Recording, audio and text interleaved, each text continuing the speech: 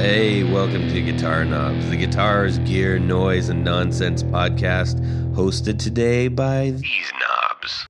Tony Dudzik, Picadian. Hey, everybody, it's me. Welcome to the Guitar Knobs podcast. This is Todd. I said that already when I messed up my intro. Who is this? Yes, anyways. Hey, we are thrilled to death that you are listening to our show. I'm all a Twitter because we've got somebody very special on the line. We've been waiting to have on for quite a long time. As a suggestion, I was going to ask him anyways, don't worry. But as a suggestion from one of our closest friends, Jeff Schroeder. Name dropper. Yeah, well, no, he's just our friend, and he's been on plenty of times. So, anyways, without further ado, guest, who are you? My name is Jack Bates. Thanks for asking me on. I play with Jeff in the Pumpkins. That is correct. Nice. You answered all the questions very well. You're allowed to continue. Yes, and specifically, you are a bass player. I am indeed, yes. Do you say you're a bass player or a bassist? Probably bass player, I guess. Okay. It is a weird thing. It doesn't roll. A bassist is not. It doesn't roll off the. If I were a bassist, I would call myself a basso profondo. Oh, that's pretty good. Maybe I'll start doing that. Yeah. You can put that on your business card. No charge. Okay. So, anyways, now we're done with Tony's shenanigans. So, just a couple of announcements we got, and then we're going to get right into the good stuff. Get into it. By the way, Jack, if people want to see the things that you're doing out there, aside from going to the official Smashing Pumpkins social stuff, is there anywhere you'd like to point people right now? I guess I should, because I've been getting a lot of fake imposter profiles recently. Oh, wow. Which is weird, because it kind of feels like, I've arrived, I'm being impersonated. It's also like really annoying when somebody messages you going, hey, I sent you $50, how come you never did that private chat, you know? So it is a problem. That was Tony. No, you can find us on Instagram. JackBates_music is the one I use the most. All right. Do you have an official fan club? I do not, but maybe I will after this. Yeah, I mean, probably. You two guys. I mean, it got Jeff one, so So far, you got 2 members. All right, that works for me. Yeah.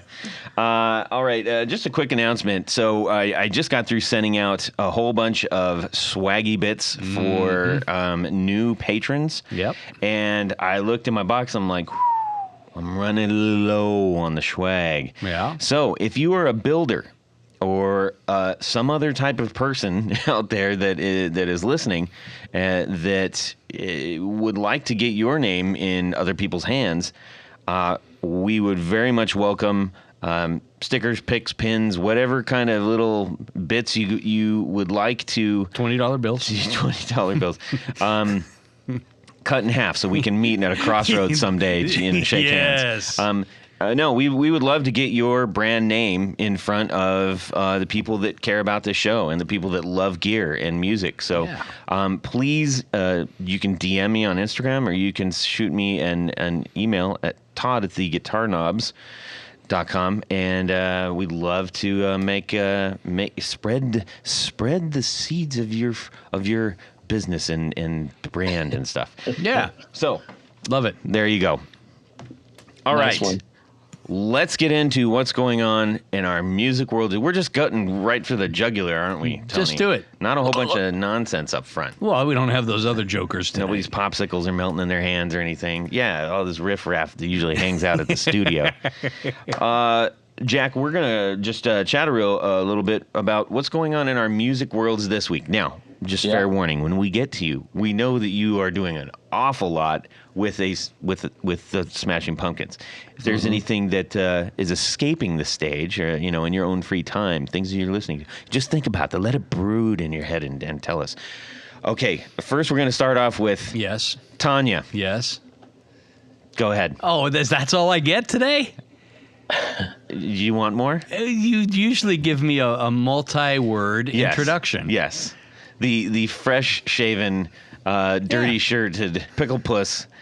Pickle Tanya puss. Bolonsky, go ahead. Well, and I just got an email from the Smashing Pumpkins. They told me they would like me to try out to be a bass player.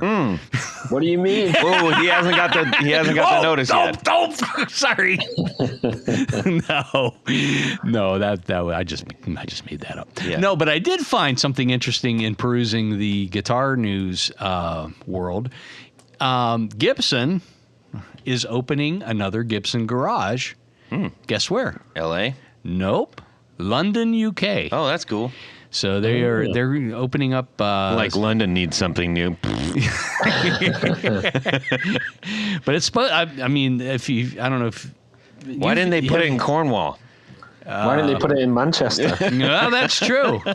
They could have put it right near That would make a lot of sense. I mean, that is the music capital of It is. the UK. So, and It they is. could put it right next to the football stadium. yes, Exactly. Music and football capital. I love it. I love it. But anyhow, I don't know if probably some of our listeners. I think Todd, you were down at the Nashville garage, right? I actually haven't been there. Oh, you haven't been there? No. Oh, we're gonna have to do a little trip down there. I know. But that's pretty impressive. I think one of the reasons Gibson opened that up was to keep people that wanted to keep taking factory tours and things like that. It gave them a place to go and a place to buy things and all that fun stuff. Yeah. So this one in London apparently is going to be about 4,500 square feet. Which is a pretty good sized building. And What is 45? Is 4,500 square feet like the size of a liquor store? Or is that like maybe your liquor store. is it like the size of a Costco? I'm It's really good at probably- math, so you got to help me out with this. I'm saying it's going to be somewhere between a liquor store and a Costco. A family-owned Italian restaurant? Yes. Okay. Yes, but it's a good sized building, right in downtown. I think they said it's going to be off Oxford Street. So. Oh yeah, right. It's going to be right on the plot. Yeah. So it's pretty cool. So I kudos to that. I was hoping that Jared was going to join us tonight so I could pick his brain a little bit, but it's. Our friend Jared works for Gibson. He's usually on the okay. show, but he's been missing a little bit since he started working for Gibson. Thank the luck, Gibson. Okay, so it's not just that he doesn't like bass players. That is correct. That is correct. No, he's actually seen you up there many times as well. So he was sad. Okay. He's always sad when he misses it. He loves doing the show. Yeah. All right. So anyhow, so that's kind of now I've got to work on my bass licks and stuff so I can do the audition next week. But Right.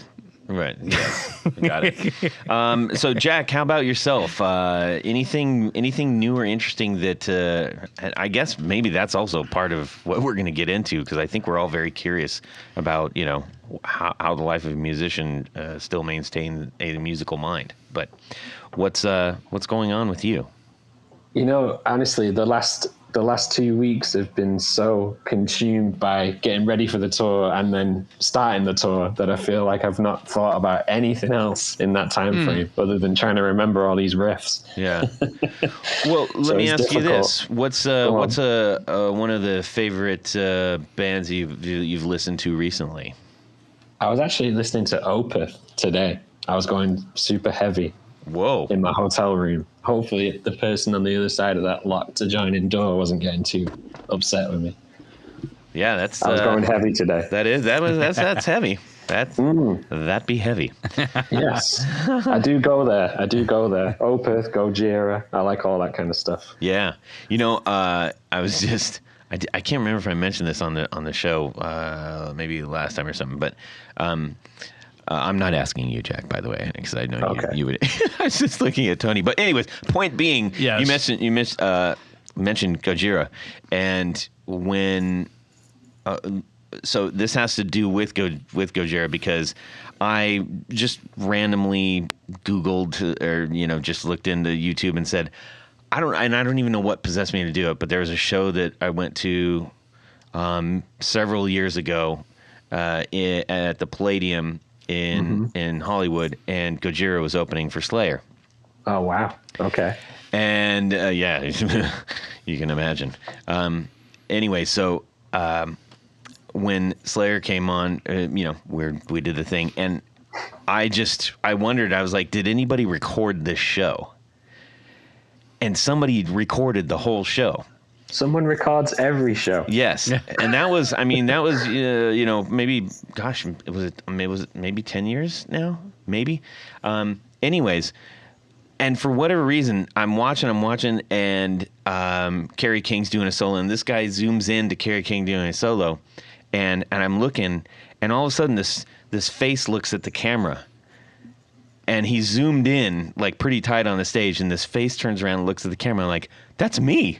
It was weird to see me in the past, like looking at myself saying, "What's up, man?" You know, that's interesting. It was really bizarre, and it was only for like a moment. You know, you're like, "Oh, I know that guy." Yeah, it was wild.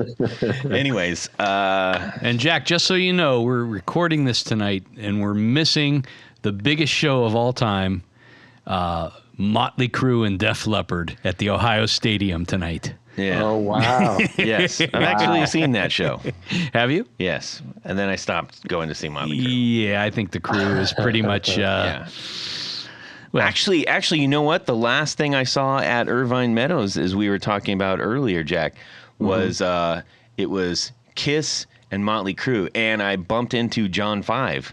Oh, wow. Accidentally. That's another little precursor to the future. Yeah. Oh, yeah. Right. Because who knew at that time? And then the coolest part about that, 2 nights later was Iron Maiden in the same venue. I mean, nice. It was amazing. Anyways, what a great couple of days that was. Are there any videos of that with you looking back at the camera? No. Too bad. No. That'd be really cool. But I did get thrown out of Irvine Meadows, literally thrown out on my keister, roughly, during Public Enemy, Anthrax, and Primus. Yes. Well, there you go. You must have done something really horrible to get kicked out of that show. Get kicked out? So, as you know, as Jack, as you know, but maybe other people don't know, Irvine Meadows Amphitheater was a fantastic venue in Irvine, Southern California, and it's a huge amphitheater. So the seats are, it's amphitheater style, so they go up, right? Well, this was at the time, think about the bands that were playing. So Public Enemy comes on, and they do Bring the Noise and Scotty Ian comes out there, and and everybody's doing their thing. My pals said, "Hey, this would be a perfect time to send Todd forward crowd surfing." Well, you can't crowd surf on an angle. Oh, that's so bad. They threw me into a pile of people. Oh my God. And I, it was like, "Oh, sorry," and I went back to the thing, and then they did it again. Now, I'm pretty sure I didn't say no, but nevertheless, when I got down there, they weren't having it. So they were trying to pull me in to give me the what for. Yeah. Meanwhile, the security guards were pulling on me, thinking I'm resisting.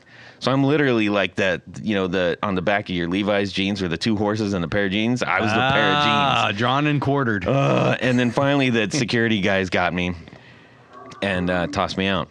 Aww. And the worst part about it, Jack, you probably have some great memorabilia that you've gotten off of people you've run into and everything, right? Mm-hmm. Yeah. Well, that night, as we were getting ready to start, I had an unfortunate haircut at the time. I borrowed my friend's hat. I said, "Let me borrow your hat." And he's like, "No, this is my favorite hat." And I said, "Let me borrow your hat." And he's like, "Fine." So when that happened, I didn't really realize it, but that was his Syndicate hat.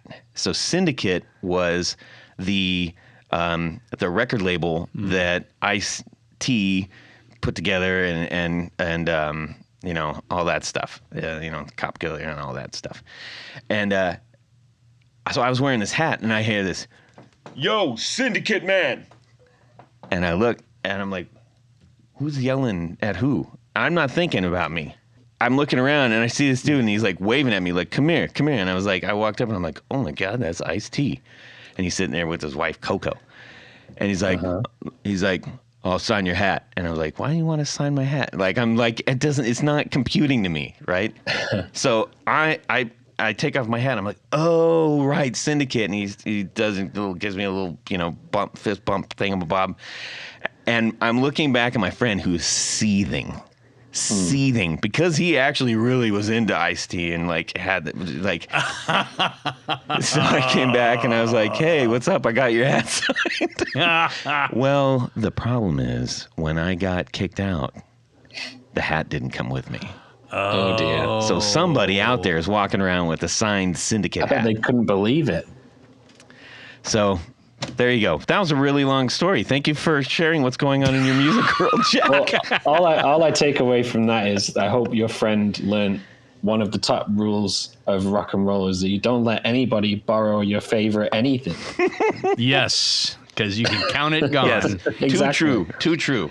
Yeah. Well, Todd, boy. I I'll keep almost mine short. I hesitate to ask I'm going what's to keep going it short. on. This is okay. about Jack tonight. Okay, I thought it might be. The one thing I did want to. Well, I can't help sharing a good story. He was like, right? Really? You Stop it. That's shocking. Jack, were you mildly entertained?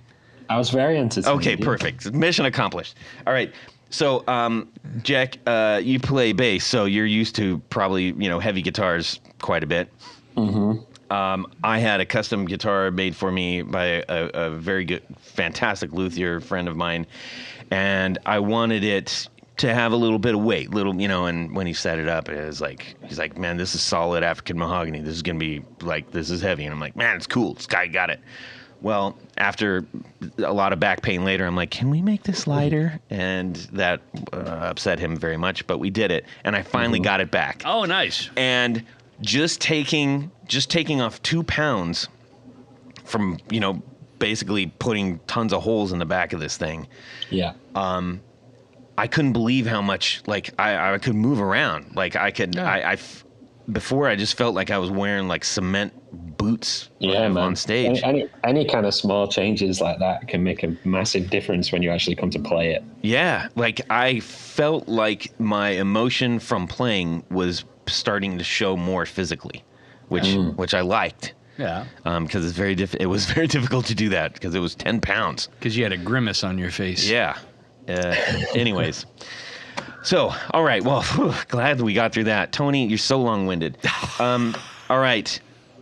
Hey, speaking of pedals What? and stuff. Yeah, I know. Speaking of pedals and stuff, Jack, I'm sure that you spend hours going over your pedal board every single night, which I know that's not exactly true, but pretend. Play along. If you did, may we recommend to you and other bass players and other guitarists out there And flautists. and sure, anybody who might be using effects pedals, yes, would benefit from the use of Tour Gear patch cables. That's right, Tour Gear Designs patch cables. I know you were dying to say that. I was dying to say designs. Loads of different sizes, loads of different configurations, all to help you put an entire pedal board together without compromising or having to bend or take up too much room or Todd? too much of your wallet. Todd, What? What about if I had a pedal that had jacks on the top, but I wanted to go to one that had jacks on the side? There's a pedal. There's a patch for that. There is. There is. Yes. So you're in good shape. And what you can do is go to tourgeardesigns.com. Yes. Load your card up, and Doing then it. in the coupon code you put the guitar knobs. You're going to save 10%, Yes. and that's a good deal. That's an even better deal. Yes. So thank you to Tour Gear Designs for sponsoring our 4 on the 4. Let me get a little bit of this. 1, 2, 3. 4 on the floor. All right, Jack Bates, bassist extraordinaire for the Smashing Pumpkins. What is your 4 on the floor?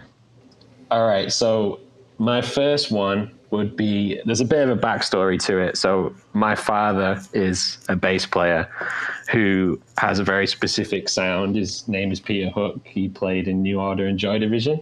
Mm-hmm. And he found or stumbled upon a sound that he could only get from one pedal, which sort of went on to become his calling card. And when I don't play with the Pumpkins, I'm playing with his band, Peter Hook and the Light. And this is the first pedal that you need to get that sound, and it's the Electro-Harmonix Clone Theory chorus pedal, but it's got to be one of the old ones. I'm not talking about the reissues, I'm talking about the big vintage ones. Yeah, the big ones, the one that comes with its own plug, you know.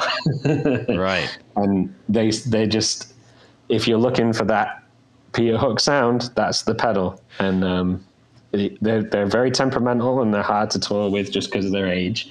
We have to get them fixed quite a lot, but when you find one in good condition on eBay, it's always a very good day. So what about that specific pedal? Is it like a specific setting that he found, or is it literally just anything on that pedal?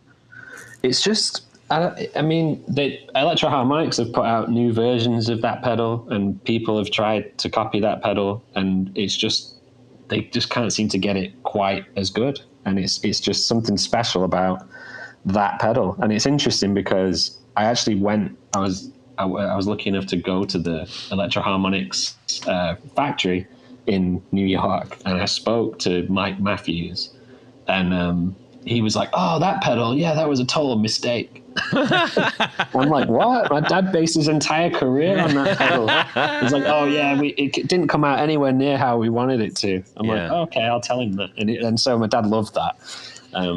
So it was I guess it was a mistake on their end, but something very good on my dad's end, that he found that sound that he was looking for and sort of became his thing, you know. And as soon as you hear that sound, you can identify that it's Peter Hook on bass. So I think he actually owes a lot to Mike Matthews' mistakes.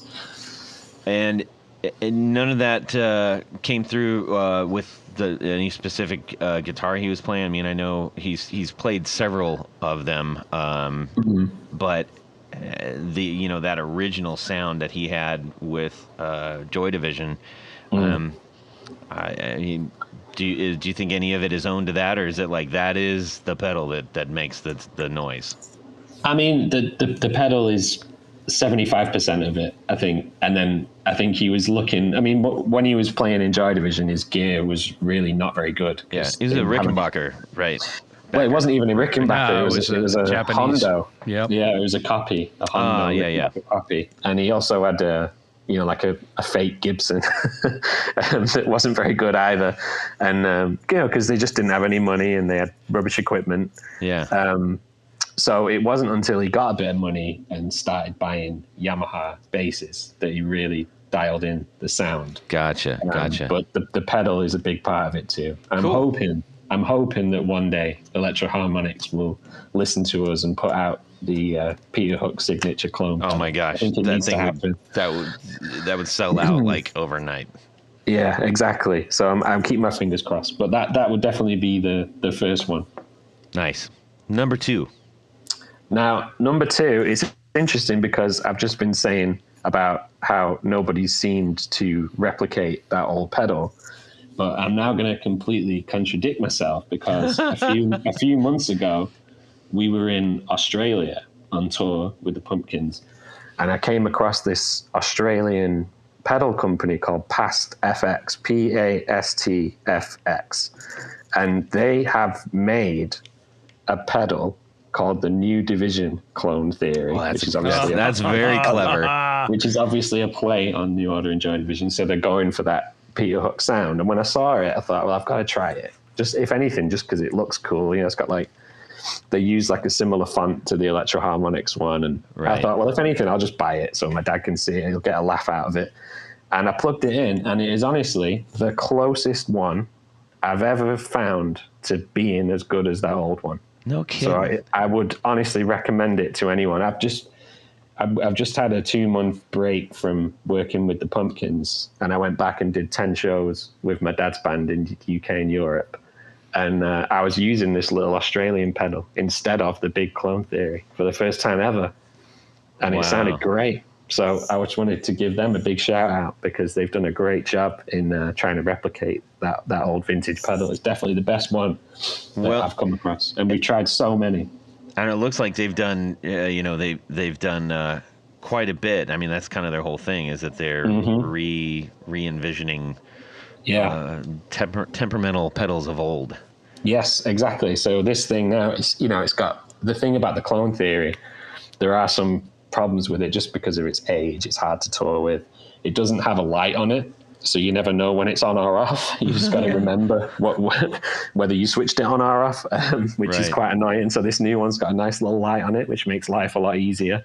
And it's also got another little blue light to indicate, the rate of the chorus effects, which the old one doesn't have. So it's got a few things that the old one doesn't have that are very useful too, right? As well as sounding brilliant. And it's got the edge button, which is like the bright switch on the original. Yes, one. Yeah. Because the original ones, I mean, sometimes we played a show in Mexico in March, and the old Electro-Harmonics clone theory was picking up the air traffic control from the airport, which is quite interesting while we were trying to play. So this one that's kind of cool though, it sounded kind of weird, yeah, because the gig was right next to the airport. Yeah, so right out of Spinal Tap. Yeah, yeah, exactly. So this one has a few little nice new features that basically make it very useful compared to the old one, and it means you can leave the old one at home for the first time ever, which is sad, but also quite a compliment to Past FX that they pulled it off. Yeah, well, I think everybody, that's a new one for us. We love that's one of the things we love about this portion of the show, is that every single time we do it, we learn something new about some new pedal, and it's really fantastic.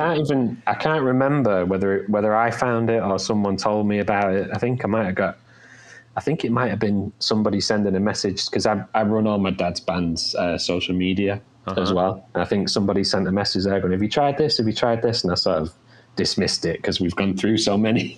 And then I thought, I'll just go back and have a look. And I ordered one while I was in Australia, tried it, and it was brilliant. So thank you to that person who steered us onto that. Fantastic. How about number 3? So number 3, I've gone for a fuzz pedal, and it's the Diabolic Justin Meldal Johnson signature fuzz pedal by Maleko. Okay. Which is an amazing pedal, and usually with, I guess most bass players can probably attest to this. When you start using fuzz pedals, you tend to lose a lot of the bottom end of your bass sound. Sort of the fuzz effect can kind of take over from the bass almost. And Justin Meldal Johnson, who's an amazing bass player, who's played with Beck and Nine Inch Nails and various other bands, developed this fuzz pedal with Maleko, and it's designed so that you don't lose that bottom end, so you can have this amazing fuzz bass sound without losing your bass. So I do really like that one. That's I need to give my bass player that. Gee, Merry Christmas. Well, yeah, because that's one of the things we've tried so many different fuzzes. And one thing that we ran across. I mean, we didn't run across it. The Dr. No sent it to us, and it was the Colossus. And so we've been using that, which also has a bit of an octave thing on it too, which is kind of cool. But it's still, I think what you're saying is you get the clarity of the fuzz with the impact of the bass. Yeah, you don't lose anything when you. I mean, I tend to notice that if you're playing a song that maybe has a little bit of it that requires some fuzz, and you switch your pedal on, you can lose. It feels like, as we would say in England, the arse falls out of the track. You sort of lose that. That low end, and this pedal is designed to combat that, and it does it in a really good way. So thank you. That's great. That's 2 other people we get to try to get on the show. I love this. That's great. I'm familiar with Maleko for a couple of other pedals, but not this one. Yeah, it's cool, and it looks cool too. It's like bright blue and bright pink. Right, and it's affordable. It's $149. That's great. All right, bass players. I got mine secondhand from another bass player friend of mine, a guy called Fred Sublan, who plays in Deftones now. He put me onto that pedal. Oh, yeah, okay. I wonder if there was any Drew Foppy crossover with you there possibly was not. That guy knows everybody. I know. All right, cool. How about the last one? I think the last one people would probably find boring, but I just really like it, and it's easy to use. It'd just be a Boss DD7 digital delay. I just like it because it's simple. That would be one that I would always have on my board. Boss. I've never heard of. Yeah, little known company. Yeah, I mean, you can't go wrong with those. What I think is fascinating is in the delay line, right? In the DD line, we've had people who swear by almost every single number in the entire lineup. Yep. And they all have their different reasons for doing that, which I think is really interesting. Mm-hmm. Well, Jack, you've brought us to a rough grand total of 1,292 pedal options from our collective 4 on the floor. Brilliant. That's pretty great. Yeah, that's very nice. Ladies and gentlemen, you've been given 1,200 over almost 1,300 1 million options possibilities of recommends from people that you want to get those recommends from, not some Tony on the street, Yeah, that's cool. Hey, I got a pedal for you, kid. All right. Well, Jack, it's about that time we find out a little bit about you. Mm-hmm. What do you want to know? Well, we're gonna get into some lightweight stuff, but please feel free to offer up everything that you can. Let's just start just really quick. You're going on your 10th consecutive tour in like 9 years, if you know what I'm saying. Yeah, I guess so. If you discount the COVID darkness, then yeah, I guess we've been doing a lot. Yeah, it's pretty remarkable because there's not a lot of bands that, I mean, I'd be surprised if you could list more than 5 bands that have literally toured every single year for like that last 10 years. Iron Maiden, okay, yeah, they haven't. they've toured consecutively for 45 years, but yeah, exactly. In these days and times, that is a difficult feat to pull off, especially with the size of show that you guys are doing. Mm-hmm. What can you enlighten us as what you might attribute to being able to do that? I guess the main thing is that we enjoy it. It feels like a good time to be playing in this band. Everyone's getting on great. Everyone's enjoying the shows, and the band is putting out new material all the time that is interesting and that people want to hear. And I guess that keeps us all going. Yeah, I mean, I love getting sent new tracks to learn. I love learning old tracks. It's all exciting to me as a fanboy of the Pumpkins, which I still am. And so it's been a great time to sort of be involved. Now, in those tours, you've literally been all over the world. There's probably maybe only 3.5 countries that you've never been to, right? and Antarctica. Yeah. Now, well, they'll shoot a video there for some reason, I'm sure. Fingers crossed. Billy in full makeup on the top of some iceberg, icy peak with penguins. That'd be amazing. Yeah, that sounds good. With the northern lights behind him and all that stuff. Well, come on. Antarctica would be in the southern hemisphere, so it would not be the northern lights. Well, look around the corner. You just got fact checked. I did. That's my role on the podcast. This podcast will be coming with a misinformation label. Yeah. That actually reminds me of something I saw recently, which was they were reporting it was like Trinidad and Tobago were going to send a rocket to the moon. It was like a news story that they were doing. We're going to send a rocket to the moon, and then the U.S. scientists said to the sun. And they said, you can't send it to the sun, it's going to melt. And they said, well, we're going to send it in the nighttime. Oh, man. And it looked like a legit newscast. I don't know if it was a spoof or not, but it was funny. Well, that makes sense, though. I mean, yeah. In a way.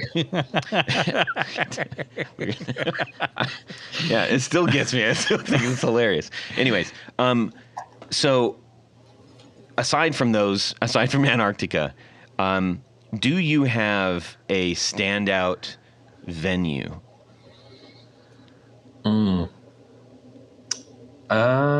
Let me think. I mean, we played the final show of last year. We played at the Hollywood Bowl, which is pretty amazing. Oh, yeah. Yeah. That's pretty on the list of pretty high up on the list of places I never thought I'd get to play. So that was cool, I gotta say, and to do it with Jane's Addiction too. Obviously in LA, which was their big hometown gig. Yeah. As well as being one of the Pumpkins' strongest markets, that was a big night. So that would be up there for sure. Yeah. That's pretty epic. That's about as Los Angeles as it gets. Yeah, totally. Yeah. That's cool. Okay. How about in all of these tours, have you just been on like a band lineup that you're like, this is a dream state right now? Mate, honestly, all these recent tours that we're doing, it's as if I booked it. I'm like, do I want to play with Jane's Addiction? Yes. And then right now, do I want to play with Stone Temple Pilots? Yes. And then next week, do I want to play with Interpol? Yes. It's honestly, it's like I booked it. It's insane. Oh, wow. You mentioned Jane's Addiction, and Jane's Addiction was a massive influence on me early on. Me too, yeah. Oh my gosh, Eric's my favorite bass player of all time, for sure. Well, there we go. That's where I was going to go with that. Yeah. Is knowing that if he was an influence, have you taken any of what Eric does into your own style ever? I think so. It's weird when I talk to Eric, because it's kind of like a full circle moment, because I will tell him how much I love and am influenced by his bass playing, and then he will tell me how much he loves and was influenced by my dad's bass playing. So we sort of have this weird full circle kind of connection, which is fun. Nice. That is cool. Yeah.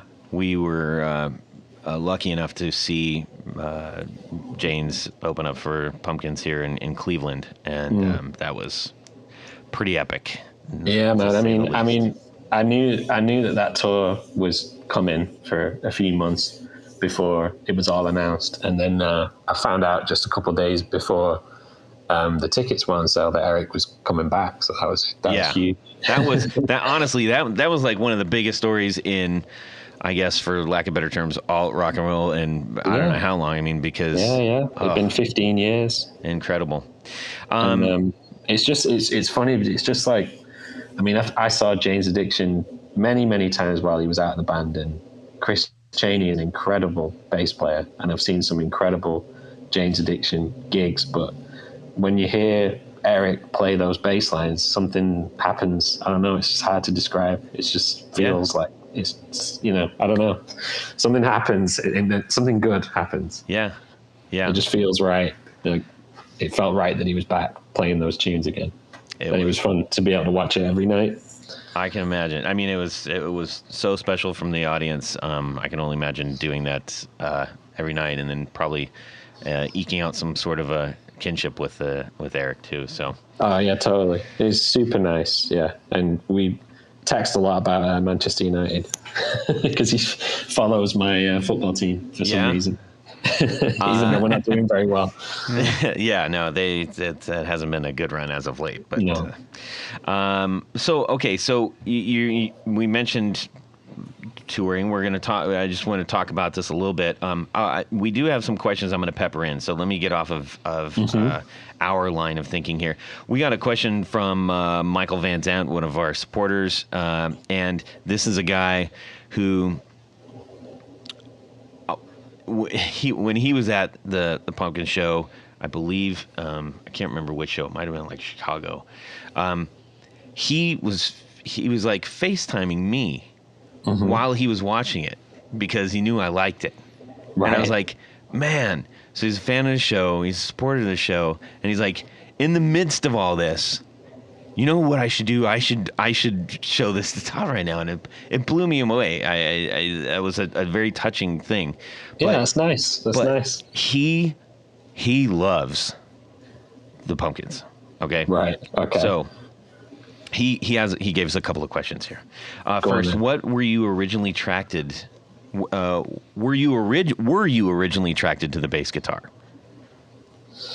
I think for me, it was just kind of a default situation. Just that we had bass guitars in our house because of my dad. And I just started picking it up when I was 11, 12, and getting excited when I learned how to play Smoke on the Water or something equally easy. And then it all just kind of progressed from there. So it was more sort of the default instrument in our household.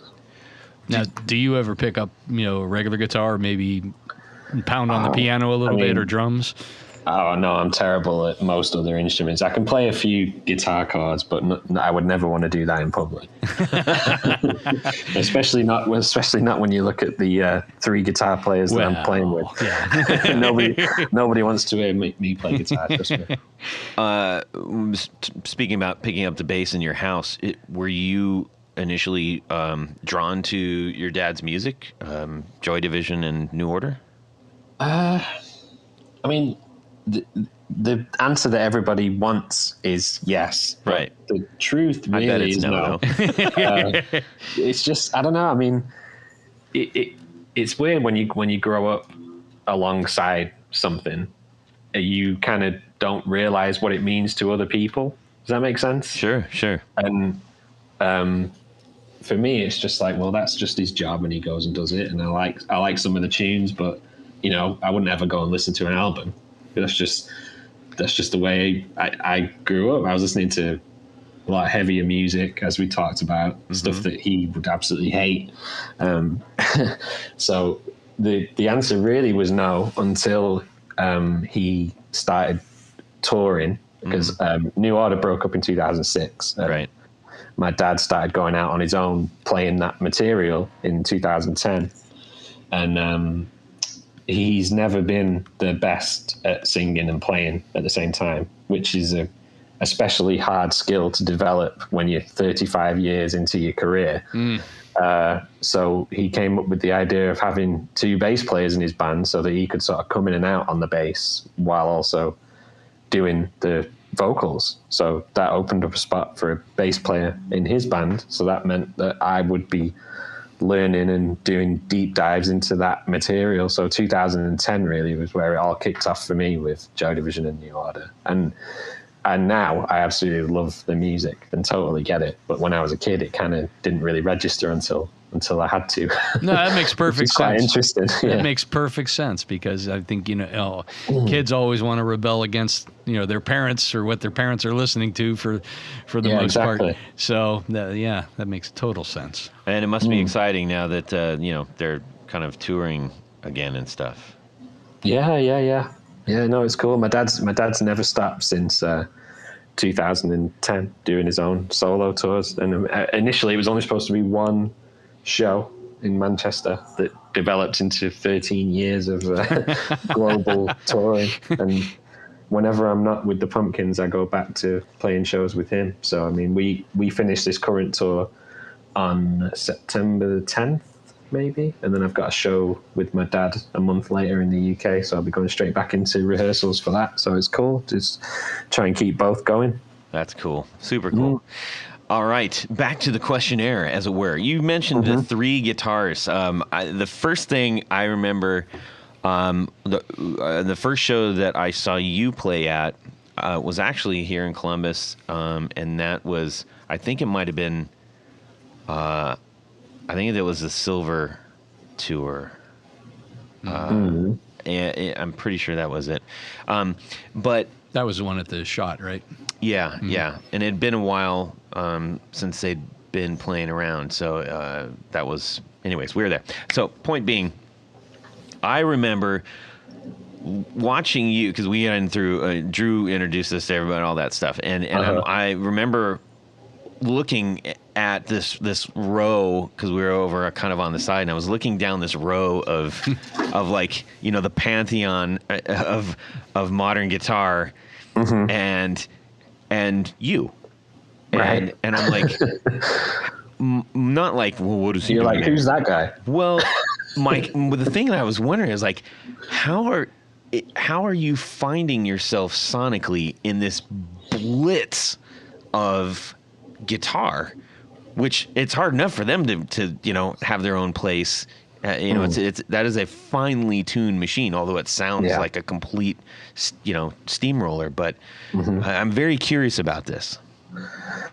I mean, it's interesting because when I first started playing with the Pumpkins, James Ehar hadn't come back at that point. So I was playing with Jeff and Billy. Right. And it was a 4-piece with me on bass.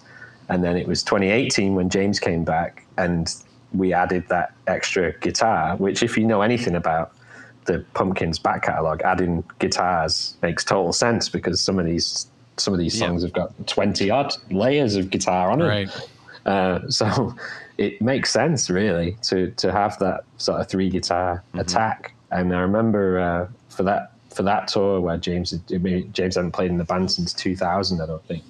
So it was a long time. We actually did something like 2.5 months of rehearsals, mainly just for the 3 of them to figure out how they were going to pull this off without getting in each other's way, Yeah.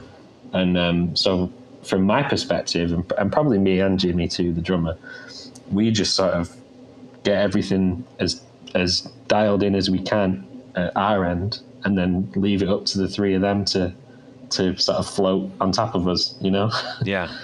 So it's quite straightforward for me, really. I'm sure it's a lot more difficult for the guitar players to figure out who's going to do what, and dialing in sounds and all those crazy effects that they have and all the magic that they do. But for me and Jimmy, we just try and get as tight and as locked in as we can to sort of enable them to go off, which is a Pumpkins fan is what I want to hear. Yeah. So it seems to be working, which is great. Did you have to adjust your actual tone at all especially with the addition of James? I didn't change a thing, mate. Really? Nothing. Wow. Okay. Yeah. Well, then we're done with that question. We'll move on. Okay, well, that was a fun podcast. Yeah, totally. Yeah. I wish I could say, I had to do this and I had to do that, but honestly, I didn't really change anything. That's fair play. It just, from the first rehearsal, I think the first song we all played was Cherub Rock, and it was like, well, there you go. It just sounds massive. Yeah. It's going to be great. Don't touch anything. On this tour, are you still? I think the last couple of times we've seen you guys, you've had cabinets and things kind of under the stage, and mostly it was done through in-ear.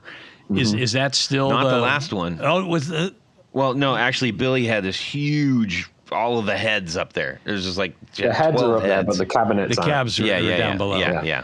But in terms of monitoring or hearing yourself, are you still doing in-ear or? Yeah. If you stand on the side of our stage, all you'll hear is drums. Yeah.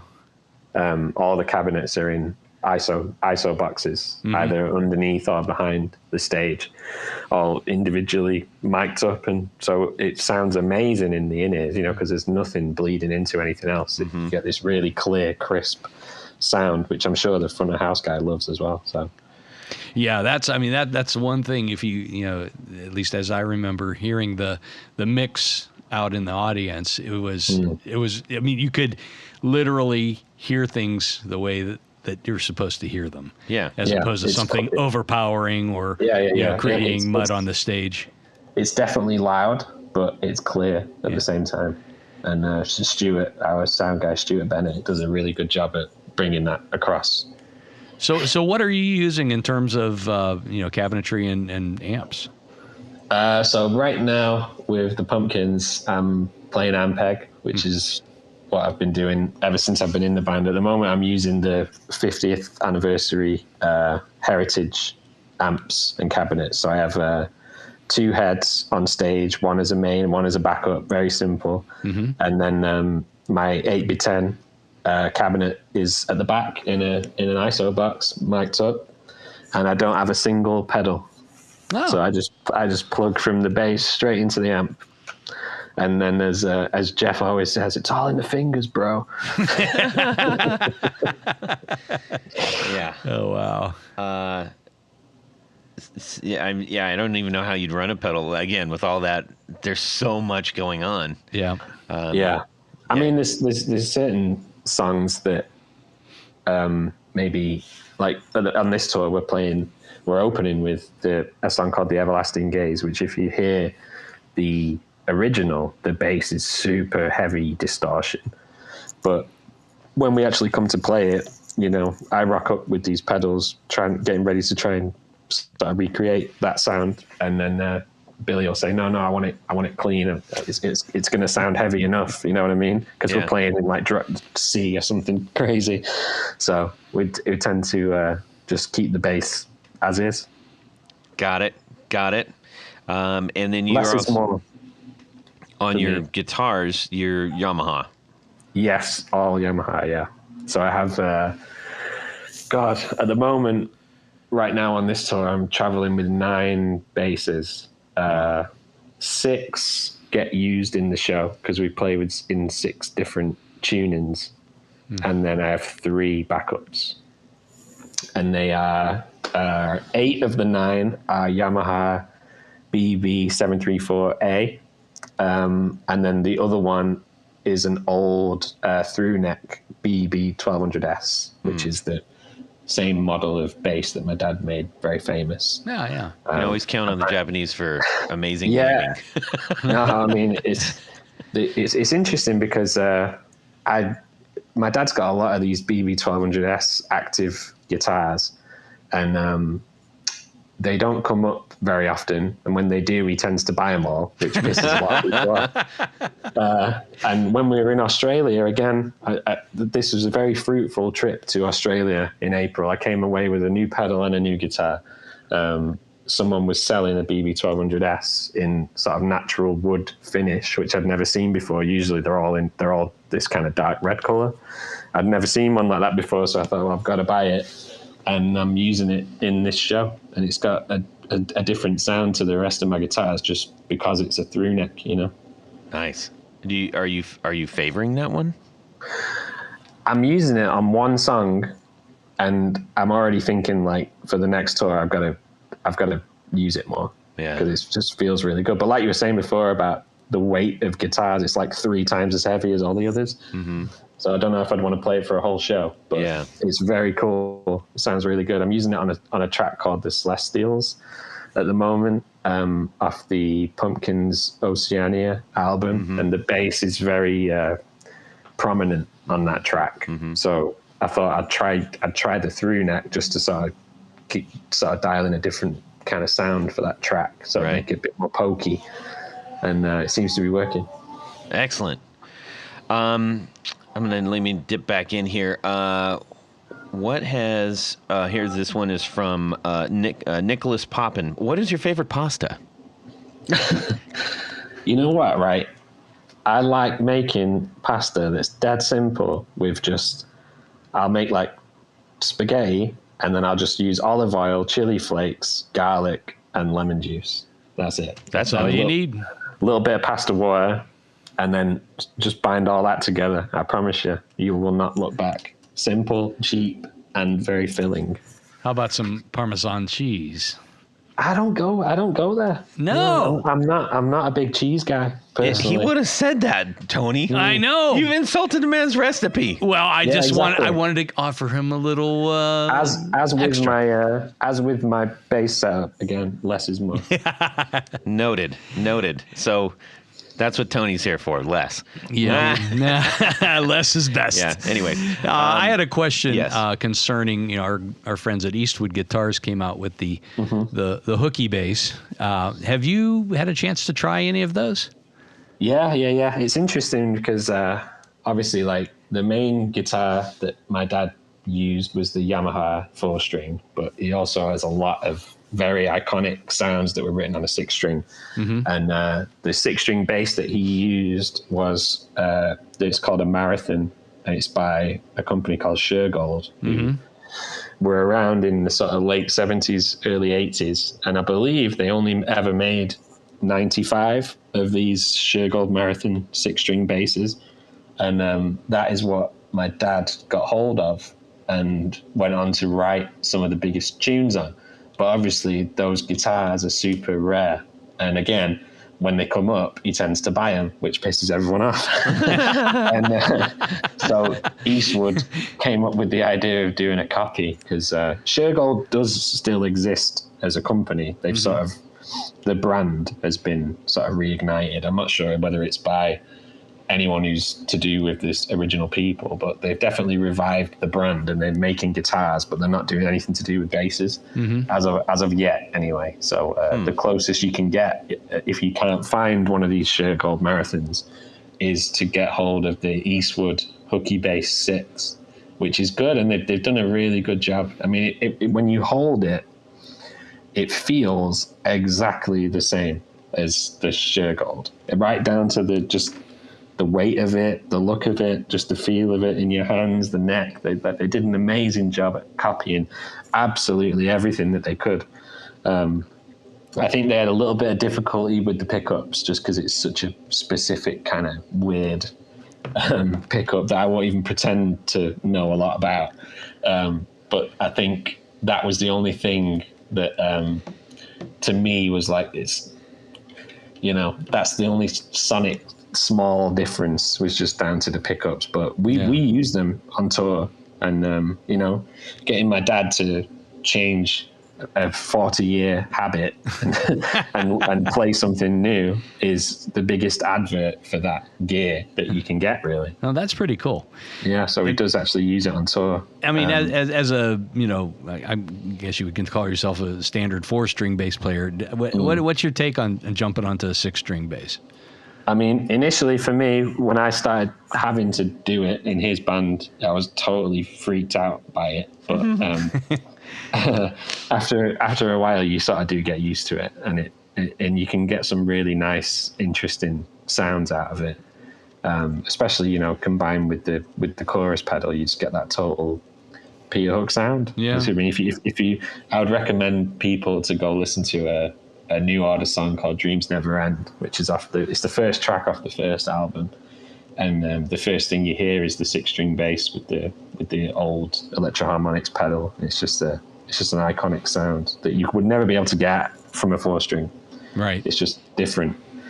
And do you tune E to E, or? Yeah. It's essentially just like a baritone guitar. It's tuned exactly like a guitar, so a guitar player could pick it up and play it. Yeah. And it's very, very specific sound. Like, I gotta be careful because I don't want to get into slagging anyone off, but obviously New Order tours now without my dad. Right. And the guy that's playing bass in New Order doesn't have this equipment. And it's such a specific sound that I don't understand why. But it feels like you would have to have that if you were trying to replicate that sound, It is pretty remarkable. I mean, if you said, name one other bass player that with maybe 1 or 2 notes, you could tell who that was, just on tone alone, and maybe a little bit of attack. Yeah. I mean, that's a small pool of people, if any. That is a remarkable accomplishment. Yeah. Probably accidental, but remarkable nonetheless. Yeah. I think to be honest, a lot of it was by accident. Like you said. I mean, he's obviously famed for playing high up the neck, and that was done just because his amp was so bad that all he could hear was the high notes. And then it was like, oh, that actually sounds quite cool. I'll do that. And then you come up with some sort of iconic bass line like She's Lost Control, which is all high up on the G string, which is unusual for bass players. Sort of uncharted territory for some bass players. And so a lot of it is by accident, but then sort of you hone it over the years and make it your own. And that's what he did, But it's some of the equipment is so specific to getting that sound. Like, you really have to have the right stuff, which is I think why Eastwood were keen on doing the 6-string, because it was like, look, nobody can get hold of these Shergolds. Yeah. So let's do our best to try and make it available for people. Yeah. Well, speaking of, defining his tone and all that stuff, let's in regards to you, because you are Jack Bates. What has been this is from Michael Van Zant again. He's a bass player, so he's like, what has been your journey to establish your own style and tone? I don't know. I mean, I'm following a very similar path to my dad, in that I love Yamaha basses, and I think historically, certainly in the Pumpkins, the bass has always been a Fender Jazz or a P bass, and it was sort of me that came in and suggested that I would try and play Yamahas, which everyone seems to be on board with. So it's sort of again, equipment that becomes specific to you. Like, I think I look weird holding a Fender, and I don't think that I play as well when I'm holding a Fender. So it's just something feels right whenever I've got hold of a Yamaha, which is quite interesting, because it's exactly the same as my dad back in the day. It's quite spooky. It lends itself to a slightly more modern. I don't know if it's the sound, if what it is. It's just it just seems like it lends itself more to a modern sound.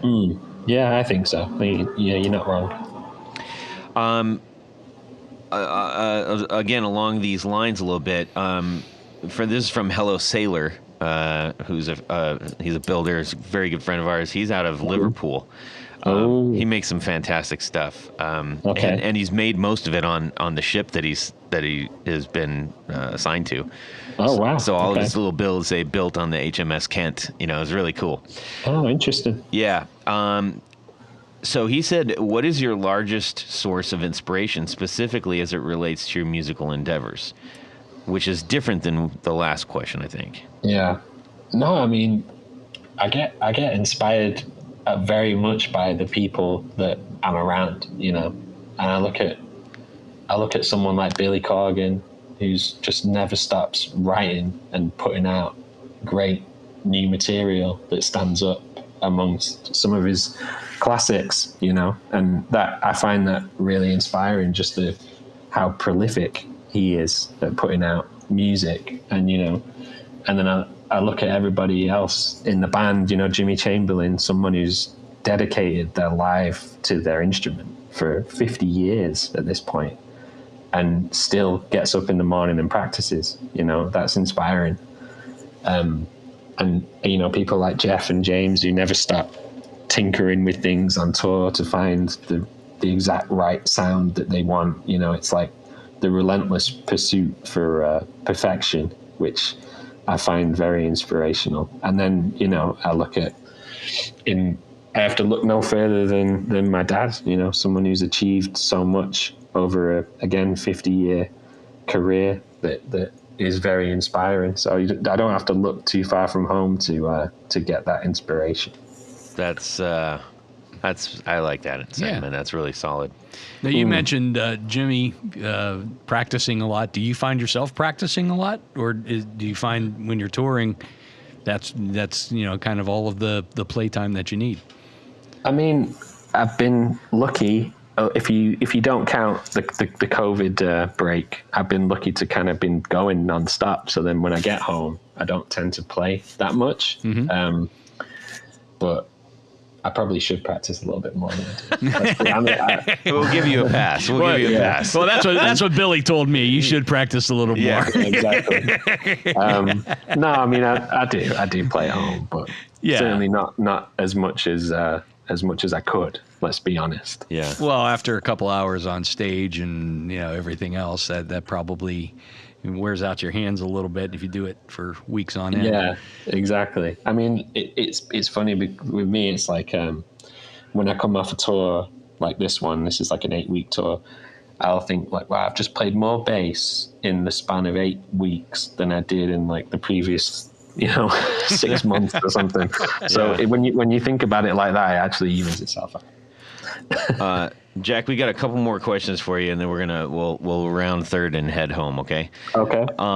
Let's see here. This is from Stax Effects out of Long Beach, over near Huntington Beach. There. Oh, it's close to where I am right now. Yeah, that's correct. He says, "What is your typical bass recording setup? It sounds killer." I'm assuming that in that question is also like, is that different than your live setup? No, it really wouldn't be. If I was recording, I'd just use exactly the same stuff as I would play. Because simple is better. Yeah, for me, yeah, totally. All right. I'm tracking. No, yeah, that can be the title of the podcast. Simple is better. No, I mean, I like to keep things simple, and because that way there's less things that could go wrong. Right. That's what I like to do. Now you were talking about your basses. This is a quick one, I think. You started out basically on the Yamaha basses, as you were told, as you told us. Do you still have your first bass? This is from Brad Winters. Yes, I do have it. It's a Yamaha RBX 370, and it's dark green, covered in very childish stickers that I put on it when I was 12 or 13. And I still have it. Yeah, it's at my house in a soft case in the attic. Yeah, wow. I still have it. I've not played it for a long time, but I do still have it. Yeah. Yeah. Tony just made a bow shape. Totally. You're probably not wrong, but I remember when I must have been about 12 when my dad bought it for me because I started showing an interest in his guitars, and I think he was like, I don't want this kid messing with my guitars, so I'll buy him smart. I'll buy him one of his own. And I remember where was it? I think it was called Sound Control in Manchester, and when we went in, the guy gave us a discount if my dad would play some Joy Division riffs on it before we bought it. So we actually got a discount. Whatever it takes. Yeah, exactly. So we didn't even pay full price for it, but yeah, I do still have it somewhere. That's great.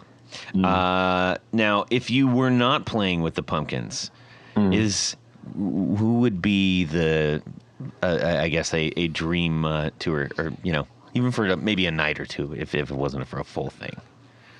Well, it's interesting that you should say that, because in a few days we're going to be joined on tour by Interpol.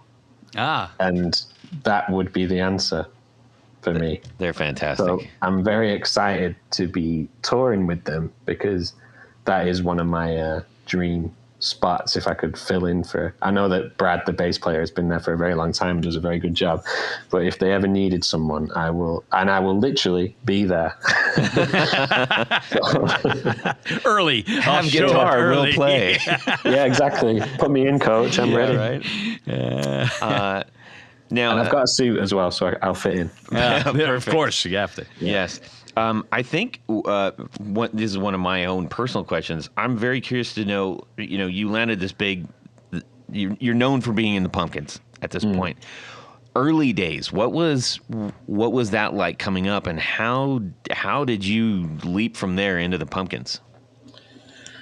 Well, I mean, I started playing when I was about 12 or 13, and then I had a very short-lived band with my next door neighbor for a few months, and then kind of didn't really go anywhere. So I'd just be jamming along at home and learning songs and whatever. And then, I was still going to college and uni at this point, so it wasn't really something that I devoted a lot of time to.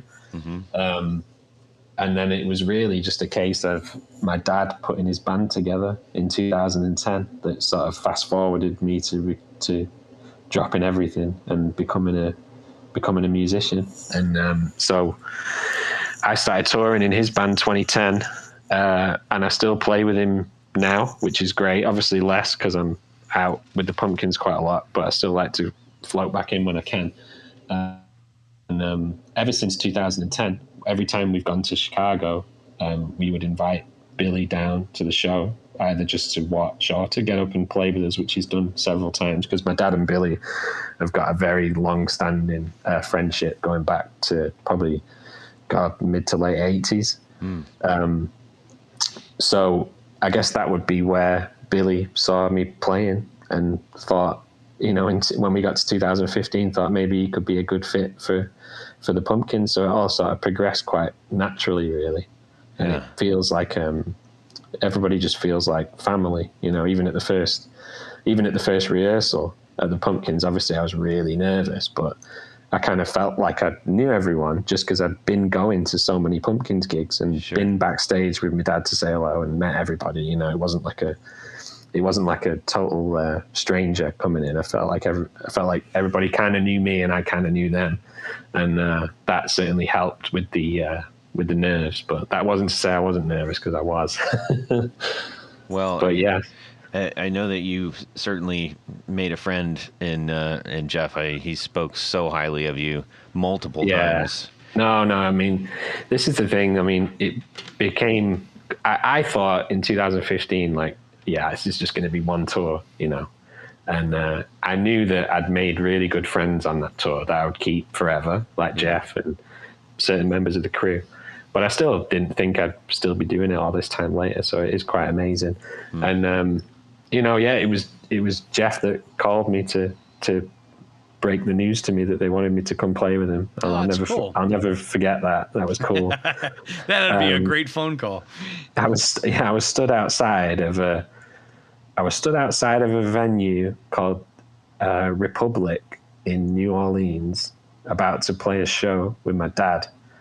And I think it must have been like April 2015, and it was, oh, hey, we're going on tour in June and we don't have a bass player. And then obviously I said, yeah. But then as soon as I hung up and I went, what have I just got myself into? And then I remember going back in, everyone was like, you all right? You look a bit pale. And I'm like, yeah, I'm fine. I didn't tell anyone for like a week or so. So I could sort of process it myself. But how did you break the news to your dad? I can't. You know what? I can't remember the exact conversation. I think the first thing he said was like, "What am I going to do?" Because he had shows, which is a very valid question at that point. Yeah. And because I do a lot in my dad's sort of organization. As well as playing the bass, I do all the merch and I do all the websites and I do all the social media. So it is quite a lot. And he was a bit... you got to earn your allowance still. Jeez. Yeah, exactly. Well, he was a bit worried, I think, just about like what's going to happen when he's gone. He's going to do all that. Yeah. And I still do most of it. Obviously, I can't do the bass playing, but I still do everything else, even though I'm not there. And then as soon as he'd sort of done a few gigs without me, things got a bit easier, because he was like, okay, I can do it. You go and do your thing and then you'll come back. And, so we sort of, as soon as he'd done it once, it was like, okay, we can do it without him, which is what I was saying, there's plenty of people that we can get to do this. And we've had a lot of people who've filled in for me over the years who've done a great job. Daryl Clarkson was the first guy. He's a very good musician from Manchester. And then we've had, Fred Sablan, who I mentioned before, has done it. Who's now playing in Deftones. He's played with my dad. A guy called Mike Squires, who also has a podcast called Couch Riffs. He played with my dad for a tour. And the guy that's filling in for me at the moment is a really, really talented musician from Liverpool, funnily enough, called Paul Duffy, who also plays in a band called The Coral. I'm familiar with The Coral, yeah. Yeah, they've got a show next week where Paul will be playing. So it's quite fluid at the moment. I sort of do the gigs I can do, and Paul does the gigs that I can't. I do the gigs that Paul can't, So it's actually working out quite well at the moment. Nice. Yeah, so it's cool. Well, if you run out of people, I think it would be pretty amazing to get one of my absolute favorite bass players up there, Manny. Oh, wow. Yeah, that'd be interesting. Make that happen, man. So Manny from the Stone Roses, most importantly, at least in my mind, obviously he's done a few other things, but I'm a huge. I love the Roses, and I think that was when I look at somebody on stage. If I see them truly enjoying themselves, even in concentration. That makes an impact on me. And that was one of the first people that I think I remember ever really seeing, like, wow, that dude's having the time of his life. Yeah, he loves playing, for sure. Yeah. Don't rule it out. Could happen. Well, Jack, this has been an absolute delight talking with you. We have one little segment that we insist on doing with our guests, and it's called... It's Would You Rather? What's this Ethel Merman thing? I like the Ethel Merman version. Hey, would you rather? I don't know what that is. All right. It sounds ominous. Whatever's coming. All right. Tony? So this week's Would You Rather. Yes. Yeah, and usually, just to give you a little pre-explanation, the Would You Rather generally involves choices that you have to make that sometimes are not great. Okay. It's sometimes the lesser of two evils. Well, this week's Would You Rather is based on two of my favorite bass books. The first is Geddy Lee's Big Beautiful Bass Book of Bass, the Geddy Lee collection. And the second is Bass Culture, the John Entwistle collection. So two bass players, right? Yep. Yeah. Here's the twist. And there's an evil genie, you see, that grants you this wish. But the evil genie is just being a little bit mean. He's this week. mischievous. Yeah, mischievous. He's a green man leash. Yeah, there you go. So here are your two options. You can choose to play John Entwistle's Fenderbird, which is a Thunderbird body with a bolt-on Fender neck, with Rush, but you also have to sing like Geddy, which begs the question, does Geddy sound like a regular guy, talk like a regular guy? I know him, and he does. Thank you, Pavement. The other option is to play Geddy Lee's double neck Rickenbacker, which is a bass neck with a 12-string neck, in The Who. So very... I mean, straight away, I would. I'm guessing you're not going for the double neck. No, straight away, I would pick the option that did not involve singing. By default, I would have to go for the double neck. Well, you will have to sing "My Wife," though. That was the John Entwistle song. Nobody wants to hear me sing, mate. I'll tell you that. But I have got there's two weird connections since you brought that up. So a few years ago, I actually bought Geddy Lee's Big Book of Bass for my dad for Christmas. Nice. And he loved it. So that was the first connection. And the second connection is that I have actually played two of John Entwistle's bass guitars. Oh, no kidding. Because my dad bought two of them at auction after he died. Which two were they?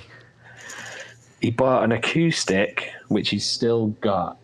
I can't remember for the life of me what make it is, which is really bad, but I can't remember. But it's a really nice acoustic bass, which is the only bass that he writes on these days. Oh, wow. Which is cool. So it's sort of had a second lease of life with another legendary bass player. Neat. And then he bought an electric one. Again, this is going to be really bad, but I can't remember. I mean, there's so many. I wish I knew. If I knew we were going to talk about it, I would have done my research and asked my dad what it was. But we'll save it for next time. How's that sound? He had that and has since sort of sold it on. But we did have two in the house for a while, which that's really cool. That's pretty cool. Yeah. And speaking of heavy guitars, that was the heaviest guitar I've ever seen in my life. Oh yes, the aux could carry some heavy basses. Yeah, so there is a connection to both those things there. Well, that's cool. So I'm guessing you're going with the double neck. The double neck. I am, because it involves less singing, and nobody wants to hear me sing. So well, especially like Geddy, I'll do the world a favor by choosing the second option, and the world appreciates it. Yeah, no problem. Well, for myself, I'm going to join you, even though those double neck Rickenbackers are extremely heavy and kind of hard to play. But I think I would get a kick out of playing the 12-string neck. With Pete Townsend glaring at me because, of course, Pete used to play a 12-string Rick back in the early days, and I might even try to do the lead from My Generation or something like that on the 12-string neck, just to upset Pete a little. I've always wanted to have a 12-string bass, but I've never made it yet. One day, maybe someday. Todd, what's it going to be? Well, I'm just tempted because I think it would be pretty bombastic to bust out Temples of Syrinx. I mean, why not? If you're gonna do it, in go baritone. Big. Go big. Go big. Yeah. Why not? I like that. Well, there you go. Yeah. We got to thank a few people. I've never seen just to wrap this up. I'll just say I've never seen my dad as blown away as he was when we uploaded the photo of him with the big book of bass, and he got the like on Instagram from Geddy Lee. He was very. That's cool. He was very, very happy. That's cool. Like nice. A little kid. Yeah. Look. Yeah, totally. He likes me. He really likes me. Exactly. That's neat. That is actually neat. We are going to say thank you to a few people, and then we're going to let Mr. Jack Bates go and have a good time out with his pals. I think that's right. So at this point of the show, Todd, you are correct. There is a special group of people we love to thank. These are our executive producers. Now, you might be wondering what an executive producer is. Well, an executive producer makes this show possible. How do you become one? Very easy. Head over to patreon.com/the Guitar Knobs. Check out a couple different levels in which you can participate. Become a sponsor, a patron, a hero. A hero, indeed. Of the podcast. Yes. Each level comes with some very nice thank you gifts, as Todd alluded to earlier. And we can always use some more, so send in those stickers and pics and anything else that you want us to give to our listeners. But as an executive producer, Todd, there's one thing more. Do you know what that is? They get to have their name read on the thing. Your name read on the thing. That's what I'm going to do right now. So special thanks to these executive producers. Moon Guitars, Veteran Pedals, John Helverson, Rick Calhoun, Trevor Gunberg, Elad Mizrahi, Micah D., Richard Kendall, Mark Garton, James White, Justin Jones, Anthony Gemalero, Bill Gola Guitars, John Esterly, Anthony Lathrop, Stefan Lamb, Michael Senchuk, Ken Sayers, Doug Christ, Darren Gregory, Tom Barazin, Rusty Sneeden, Ralph Gottschalk, Don Kloss, Gregory Randall, Brett Hogarth, Eric Hemmer, Stuart George, Michael Furman, James Bell, James Romer, Cameron Pampas, David Tyndall, Trevor Ellenberg, and Christopher Logan. Indeed. Thank you so very much. Oh, wait, Todd, but there's more because we have a very special group of executive producers. We call them our Grand Poobahs. Yes. These fine folks get a fez to wear upon their heads. Mm-hmm. They are the top of the heap, the cream of the crop. Number one. Top of the heap. Yes. So special thanks to these Grand Poobahs. Tommy Manasco, Ricardo Iguereda, David Kaminga, Brandon Wound Pickups, Hex Matos, Michio Murakishi, Bob Crouch, Jack Cadian, Sam Jett, Tyler Rhines, LSJ Music Company, John Williams, James Pennington, Adam Johnson, Steve Keys, Cody Foster, Science of Sound, Brian Robison, Jonathan Jerusik, Corey Nigro, Michael Van Zant, Tim Nowak, Jonathan Daly, Martin Cliff, Sean S. David Poe, Billy Spitfire Unlimited, Congregation Gear Demos, Paul Van Eppinger, Scott Sullivan, Great Lakes Guitar Pickups, and Matt Hart. Indeed. Thank you all so very much. You keep the show going. We cannot do it without you. If you're interested in joining that illustrious crew, please check out Patreon, the Guitar Knobs, and we'll send you some really cool bits. We're about to give away a couple of DIY pedal building kits from Copper Sound. So that's the kind of stuff, among many others. As we go into fall, we tend to get more of that stuff. So we're excited about this. Jack Bates, where can people find you doing your thing in the near future, etc.? Pumpkins on tour in North America until September the 10th. And then I will be playing with my dad across the UK in October with Peter Hook and the Light. So just search for Smashing Pumpkins or Peter Hook and the Light, and you will find us basing away. Indeed. Tony, where can people find you? Head over to pickguardian.com. Check out some of the things that I have available for sale right there on the website. But by and large, what I do is custom work. So shoot me an email. Let me know what you need, what you're trying to do. I might have some advice for you. Yeah, you made the amazing pickguard on Jerry, which I posted. Jerry. Tonight, yes. And you can DM me on Instagram at Guitar Knobs. You can also shoot me an email, Todd@theguitarknobs.com. We'd love to hear from you. Please check out Valentino's new single. We're about to release another one, actually next week, which would be this week. So it will be out, I believe. So check that out. And Mr. Jack Bates, thank you so much for the time that you have shared with not only us, but our entire audience. Thank you for having us on. Please say hello to the other guys as you're having a good time tonight. Thank you so much for your time, man. Nice one. Thanks for having us on. It's been fun. Okay. Have a good week. And have a fantastic Guitar Week, everybody, and subscribe. Oh, yeah.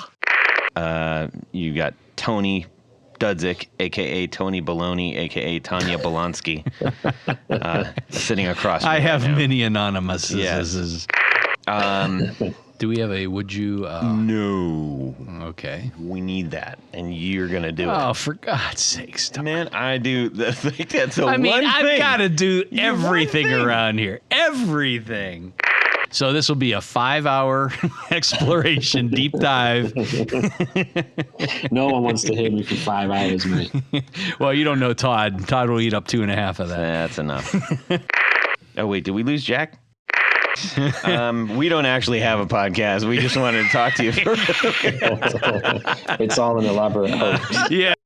So far, we get into that. Oh, Don't sorry. ask him all the Don't questions answer. now. Don't answer that Ask him question. Do not answer that question. Oh, Yeah. dear God, Todd. No. All right. All right. I'll work on it. You got to massage my feet, too. I don't want to. All right. what kind of podcast is this? And away we go.